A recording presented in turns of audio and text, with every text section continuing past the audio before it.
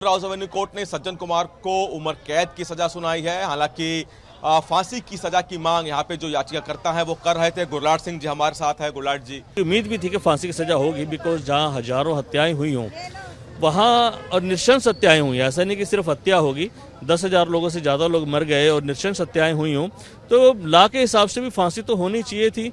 But शायद उनकी उम्र को देखते हुए सज्जन कुमार की शायद कोर्ट ने फैसला लिया हो। लेकिन हम सरकार के पास जाएंगे और उन्हें दरख्वास्त करेंगे कि वो अपील में जाएं, हायर कोर्ट जाएं, और इस आदमी के लिए फांसी से कम कोई सज़ा नहीं होनी चाहिए और कोई है भी नहीं। आप लोग चाहेंगे कि सरकार इसको फिर आगे अपील करे, इस सजा को चैलेंज करे? डेफिनेटली करना भी चाहिए, क्योंकि सरकारी वकील ने खुद माना है कि ये केस ऐसा है जिसमें फांसी होनी चाहिए। उन्होंने अपने आर्गूमेंट्स में लिखा भी है। तो अगर कोर्ट ने नहीं माना तो ये ऑटोमेटिकली चैलेंज होनी चाहिए कि सजा जो है वो कैपिटल पनिशमेंट होनी चाहिए, ना कि उम्र कैद। आप कह रहे थे कि सिंबॉलिक सजा होगी ये, क्योंकि कई लोग लंबे समय से इंतजार कर रहे थे, उनमें से कई की मौत हो चुकी है, अगली पीढ़ी आ गई है। अब क्या कोर्ट ने साफ किया है कि क्या जो पहले सजा चल रही है उसी में मर्ज होगी, इसको आगे अलग से कंटिन्यू किया जाएगा?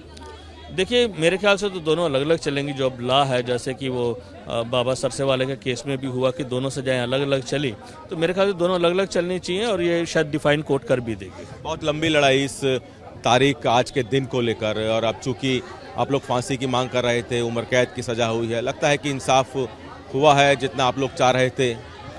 मैं इसको संपूर्ण इंसाफ नहीं मानता हूँ, क्योंकि जब तक देश और समाज इस नृशंस हत्यारे को फांसी पे लटकता हुआ ना देख ले, तब तक ये सजा कोई सजा नहीं है। आपने तो उसके दवाइयों का इंतजाम कर दिया, खाने का इंतजाम कर दिया और 4 दीवारी में भेज दिया। इस उम्र में ये कोई मैं सजा नहीं मानता हूँ, फांसी ही होनी चाहिए। सज्जन कुमार को लेकर लगातार कहा गया, कई बार वो अस्पताल में एडमिट भी थे पहले। क्या आपको लगता है कि अब जो उम्र कैद की सजा है उसमें किसी न किसी पेरोल के जरिए या फिर इलाज के जरिए वो बाहर आते रहेंगे? डेफिनेटली उनकी उम्र ऐसी है, वो आते ही रहेंगे। कि तो मेरे को ये लगता है कि देश का पैसा उन पे इस तरह से बर्बाद नहीं करना चाहिए और सरकार को जाना चाहिए और फांसी लेके आए।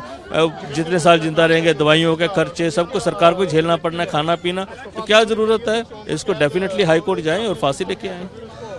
तो आपने सुना गुरलाट सिंह कालोजी, जो कि लगातार इस पूरे मामले में लंबी लड़ाई लड़ रहे थे।